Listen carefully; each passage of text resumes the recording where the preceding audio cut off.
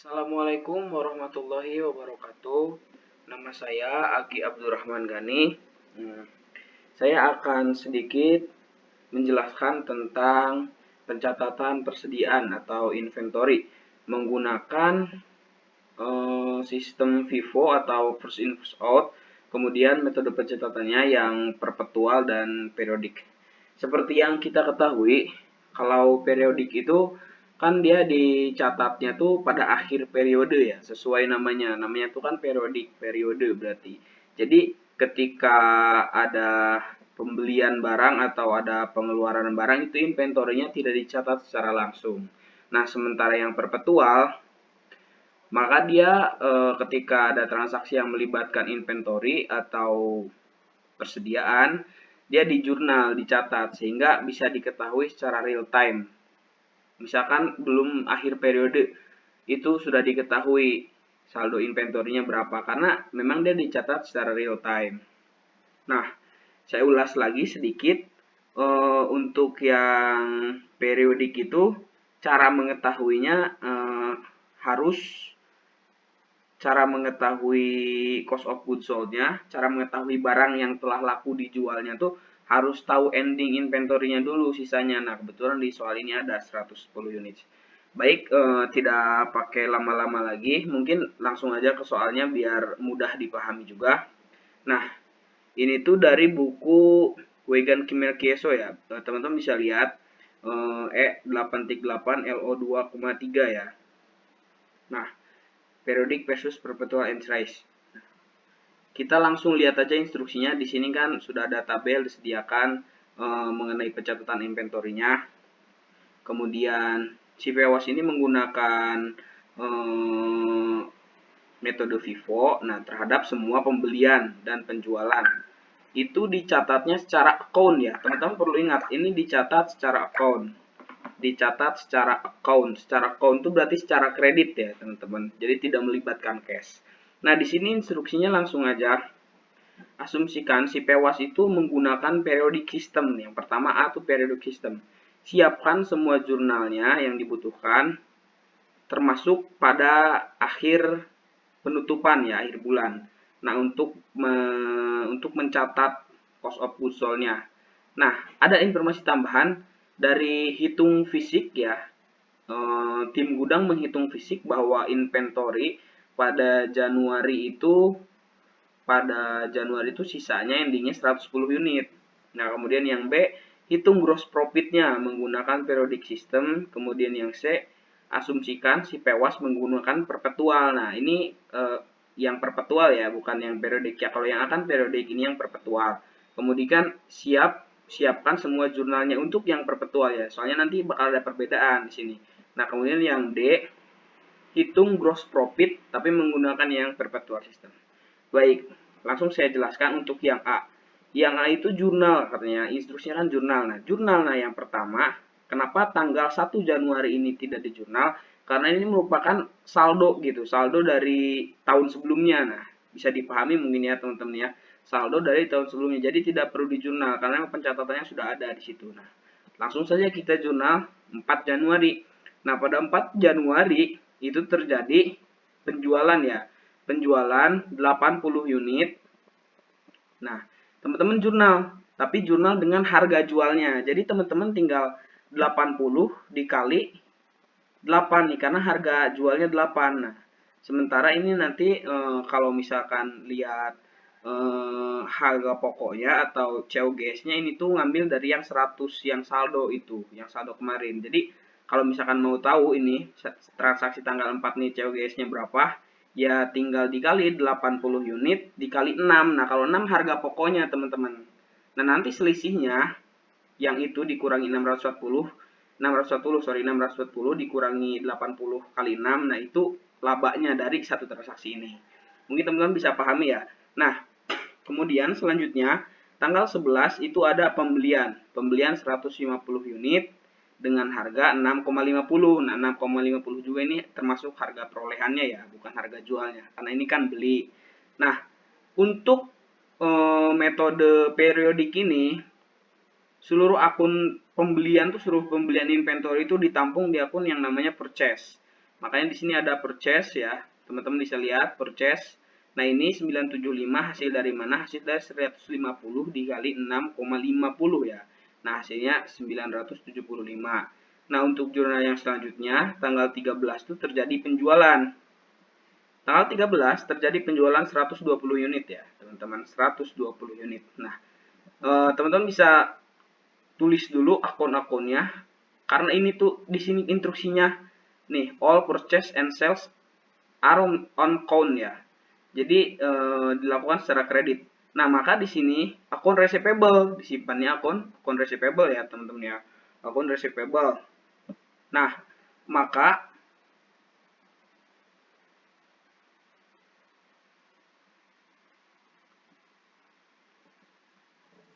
akun receivable sales revenue, teman-teman langsung masukin aja harga jualnya. Harga jualnya tuh kan di sini 8,75 ya. 8,75 dikali 120 unit. Nah, nanti kalau misalkan mau ngitung juga, mau ngitung apa sih namanya? Mau ngitung harga pokoknya. Nah, teman-teman lihat yang atas. Ini kan yang 100 tadi sudah terjual ya waktu tanggal 4 tadi ya. Jadi kan sisanya 20 lagi ya, sisanya 20 lagi. Sudah terjual 80. Nah, tapi pakai dulu yang atas karena ini kan first in first out. Kan tanggal 1 tuh lebih duluan. Jadi pakai dulu, abisin dulu. Ini kan sisa 20 lagi. Nah, nanti 20 kali 6 sama dengan X ya, sama dengan X ya. Kita asumsikan X aja. Nah, nanti sisanya karena ini tanggal 13 pembeliannya 120, sudah ada tanggal 20 yang dari tanggal 1. Nah, 100-nya ngambil dari yang tanggal 11. Jadi nanti diambil nih 100 yang tanggal 11, 100 dikali 6,50. Nah, nanti hasilnya ditambah yang ini, yang 20 yang atas, yang 20 kali 6.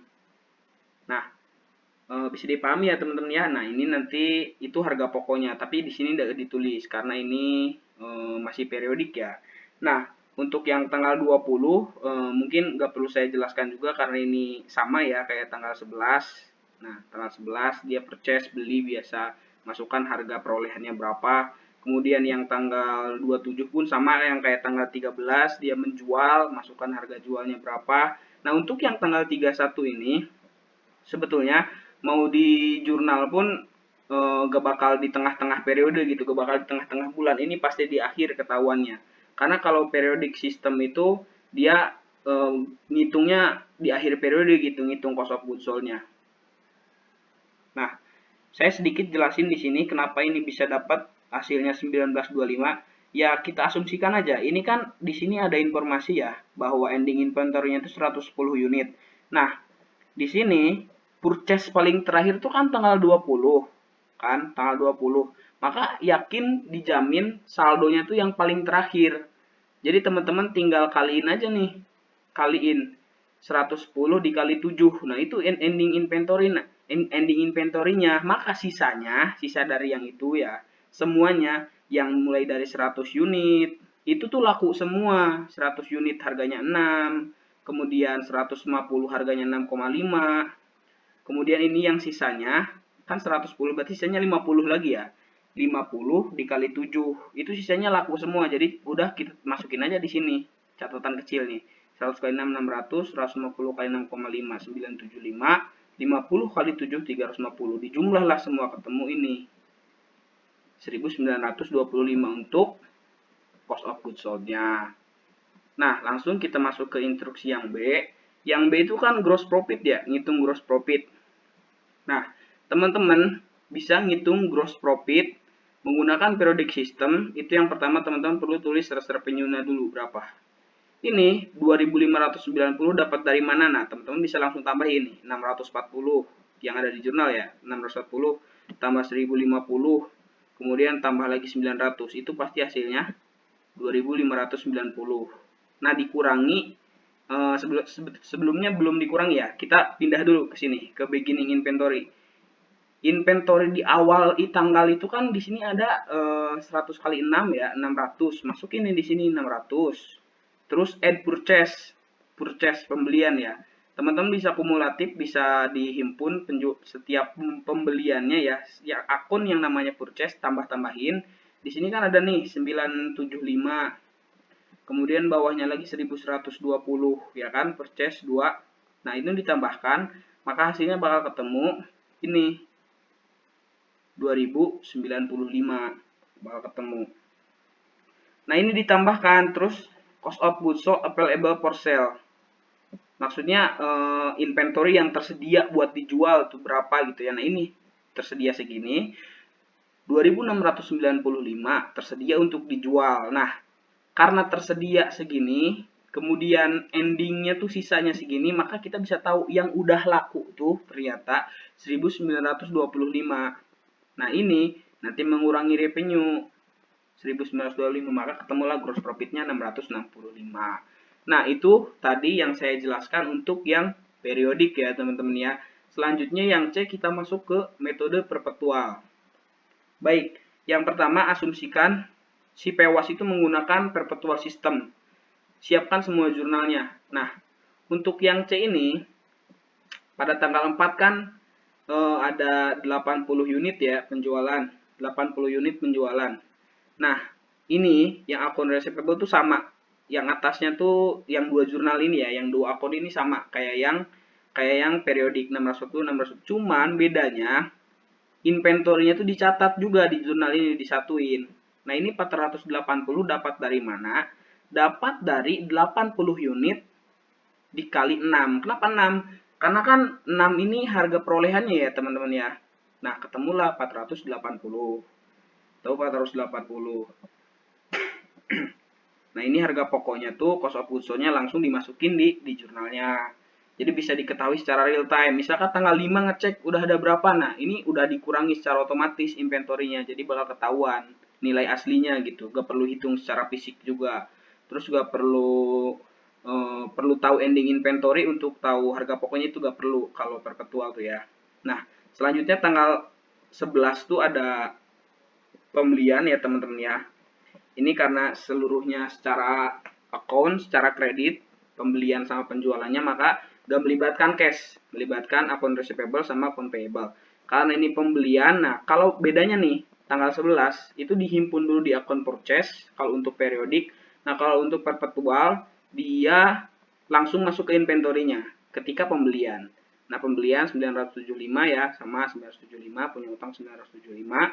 Kemudian yang tanggal 13 ini sama kayak tanggal 4, penjualan, jurnalnya sama yang atas, account receivable, sales revenue, kemudian cost of goods sold-nya 770. Ini didapat dari ini kan masih nyisa, baru laku 80 di tanggal 4, masih nyisa 20. Ambil dulu lah yang ini, 20 dikali 6, 600. Nah, kemudian ditambahin, ini kan mintanya 100 dia. Nah, yang 100-nya ngambil dari yang harga 6,5. 100 dikali 6,5. 650 berarti 650 tambah 600. Ketemulah harganya. Nah, ini yang ini. 1050 ya, teman-teman ya.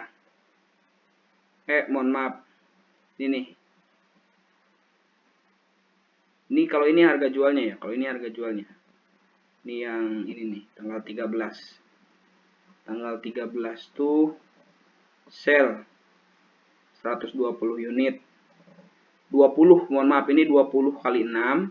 Ini kan sisanya 20 lagi, bukan 600. 20 kali 6, kemudian 100 dikali 6,50. Hasilnya itu tadi yang di bawah, 770. Nah, untuk yang tanggal 20 nih sama kayak tanggal 11, kemudian untuk tanggal 27 tuh sama kayak tanggal 13 dan tanggal 4 ya. Nah, ini langsung aja instruksi yang D, hitung gross profitnya tapi menggunakan perpetual system. Nah, yang menarik lagi bedanya untuk perpetual system, untuk menghitung gross profitnya tuh lebih simple. Jadi dia tinggal masukkan aja sales revenue-nya berapa. Di sini kan ada keterangan sales revenue tuh dia tinggal tambahin aja akun yang ada revenue-nya. Yang ada sales revenue nih, ini 640, kemudian tanggal 13 1050 dan seterusnya, ketemulah 2590. Kemudian dikurangi cost of goods sold, ini sama 1925 pun hasilnya dari 480 ditambah lagi cost of goods sold 770 terus sampai ke bawah yang akunnya sama. Nah, dikurangi ketemulah gross profitnya, hasilnya 665. Baik, terima kasih. Assalamualaikum warahmatullahi wabarakatuh.